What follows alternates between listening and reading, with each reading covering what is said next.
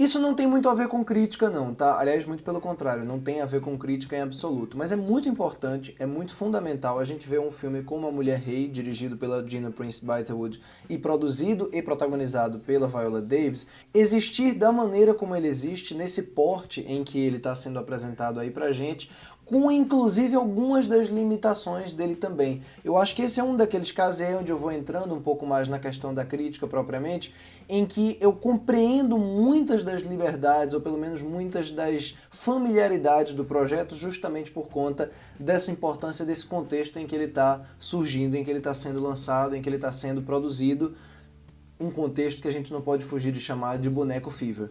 Eu vou entrar em mais detalhes sobre A Mulher Rei, mas eu vou lembrar você que por acaso ainda não fez isso, se inscreva aqui no canal clicando no botão aqui abaixo, não se esqueça também de curtir o vídeo porque isso ajuda muito o canal a crescer e o YouTube a recomendar o vídeo para outras pessoas, e lógico, deixa o sininho das notificações que tem aí abaixo sempre ativado, porque isso vai notificar você todas as vezes que a gente postar vídeos novos aqui. E você também pode acompanhar outros comentários que eu faço sobre cinema, tanto na minha conta do Twitter quanto na minha conta do Letterboxd. Os links estão aparecendo aqui abaixo na descrição e os arrobas aí na tela.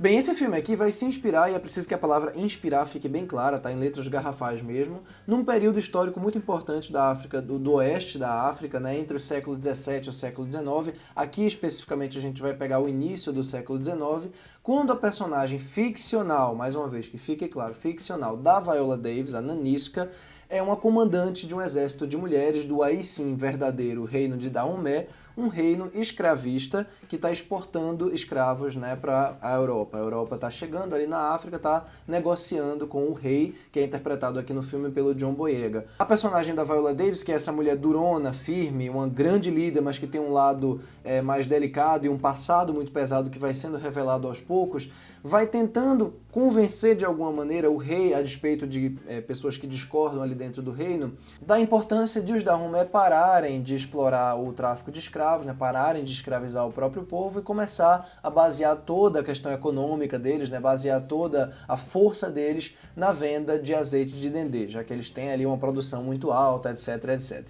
E aí no meio disso a gente vai acompanhar um arco que acaba sendo o coração do filme, que é o da personagem interpretada por uma atriz novata chamada Tezum Bedo. Novata assim, pra mim, né? Pelo menos em cinema, esse é o primeiro grande trabalho dela, e ela é absolutamente sensacional. Ela faz uma menina cujo pai a deixa no meio desse exército feminino, já que ela não quer casar com o sujeito que foi prometido a ela. Ela é bem rebelde, aliás, até dentro do exército ela é rebelde, e gradativamente ela vai ganhando a confiança da Nanisca, vai ganhando a confiança desse exército, vai crescendo bastante. É um filme que, acho que por essa descrição já deu pra ficar claro, ele vai lidar com vários arquétipos de filme de ação, de épico, de ação, de maneira bem familiar. Eu acho que até as revelações que se tem aqui, principalmente ali do segundo pro terceiro ato, em relação à ligação de certos personagens, ela tá dentro de um esquema dramático, convencional, realmente, de filmes desse tipo. Mas sabe o que é importante? É que esse aqui é um primeiro grande épico protagonizado apenas por mulheres negras, dirigido inclusive por uma diretora negra, que tem uma boa bagagem com cinema de ação. Esse daqui não é nem de longe o primeiro grande projeto dela. Ela dirigiu, por exemplo, o The Old Guard, aquele filme da Netflix com a Charlize Theron. Esse grande revisionismo histórico também, de maneira, antes de mais nada, criar um espetáculo de ação. As cenas de ação, as cenas de combate, além de muito bem coreografadas, elas têm um equilíbrio muito difícil de conseguir, e que o filme consegue, entre aquela ação mais brutal, aquela violência um pouco mais direta, aquela violência que se suja um pouco, e aquela coisa assim que fica no limite para não pegar uma censura muito alta e os caras acabarem perdendo dinheiro. E eu repito, isso é muito importante num projeto como esse. Eu digo com muito orgulho que eu participei de uma coletiva de imprensa essa semana com a Viola Davis, e nessa coletiva foi perguntado a ela justamente a importância disso, e ela falou exatamente o seguinte: filmes como esse precisam dar dinheiro para criar precedente para que outras pessoas consigam investir, se investir e investir em filmes protagonizados, dirigidos por mulheres e por mulheres negras. Então, de um ponto de vista de representação, é um filme sim muito importante,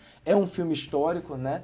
E que eu acho que acaba preenchendo bem essa tabela aí que ele veio para cumprir. E quando eu falo preencher tabela, eu não estou falando que ele é um feijão com arroz feito simplesmente para existir um primeiro grande épico de ação protagonizado por mulheres negras, nem nada disso. A Gina Prince Bythewood não só coreografa bem a ação, como tem um senso dramático, de progressão de personagens, de apresentação de personagens muito bom.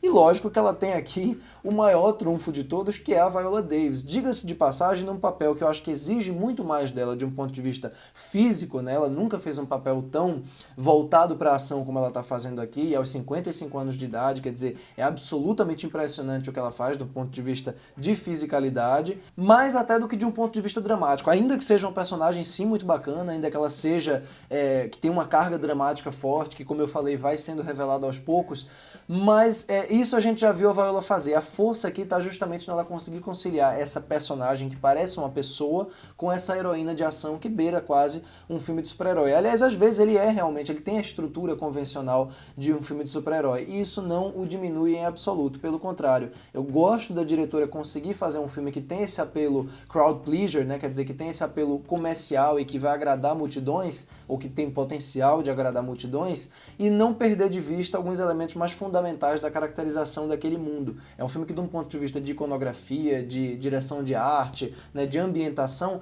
ele acaba funcionando muito bem justamente porque ele não soa pasteurizado. E apesar de algumas interações soarem um pouco falsas, como por exemplo um personagem português que é inserido aqui de maneira absolutamente atravessada, eu acho que no geral não é um tipo de problema que está ali só como um detalhe a ser facilmente limpado ou esquecido pelo espectador uma vez que o filme acaba, porque realmente a força das sequências de ação é muito grande. Sim, é um filme convencional e mais do que isso, é um filme que usa das liberdades históricas dele como uma espécie de escudo, dizer assim, a gente não vai fazer um documentário com isso, não queiram levar isso daqui 100% a sério do ponto de vista historiográfico, até porque os Dahomey eram escravistas muito antes dos portugueses, muito antes dos europeus chegarem ali e continuaram sendo tempos depois também. Eu acho que transformar esse exército propriamente aqui numa...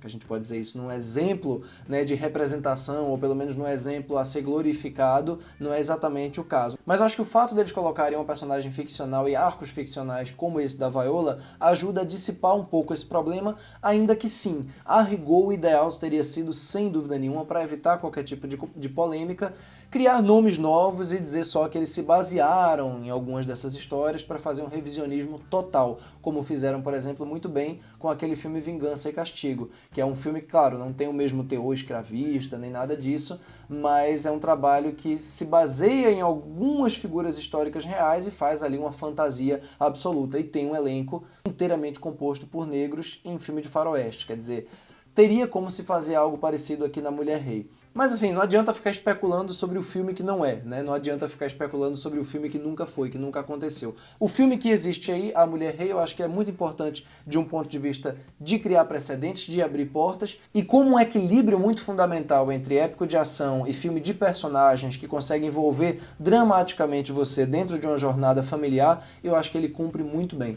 A Gina Prince Bythewood é realmente uma baita diretora de ação e eu tenho muita curiosidade de saber o que ela vai fazer na sequência. Lógico, Viola Davis é Viola Davis, é sempre bom de assistir, mesmo quando a coisa ao redor dela não é tão incrível. E quando é boa, aí fica melhor ainda.